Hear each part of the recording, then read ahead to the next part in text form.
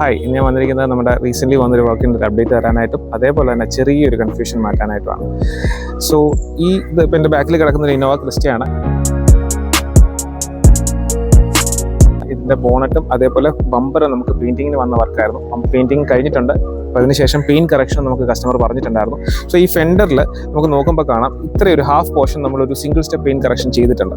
അതേസമയം ഈ പോർഷനിൽ ഇതിൻ്റെ ഒറിജിനൽ പെയിൻ്റ് ആണ് കിടക്കുന്നത്. ഈ ഒറിജിനൽ പെയിൻറ്റിൻ്റെ കണ്ടീഷൻ വളരെ മോശമായിട്ടുണ്ട്.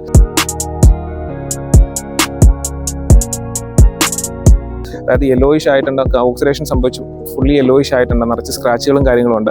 ഒരു സിംഗിൾ സ്റ്റെപ്പ് പെയിൻറ്റ് കറക്ഷൻ ചെയ്ത് കഴിഞ്ഞപ്പോൾ തന്നെ ഇതിൻ്റെ കണ്ടീഷൻ ഓൾമോസ്റ്റ് ഒരു ഷോറൂം ഫിനിഷിലേക്ക് എത്തിയിട്ടുണ്ട്.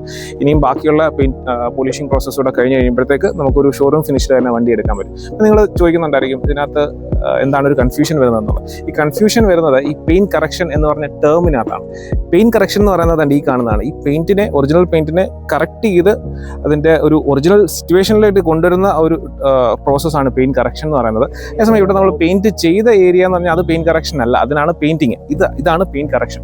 സോ ഈ ഒരു കൺഫ്യൂഷനോടെ തീർക്കാനായിട്ടായിരുന്നു ഈ വീഡിയോ. എനിവേ നമുക്ക് ഇതിൻ്റെ വർക്ക് കംപ്ലീറ്റ് ചെയ്തതിന് ശേഷം അതിൻ്റെ ഒരു ഫുൾ വീഡിയോസ് കണ്ടു നോക്കാം.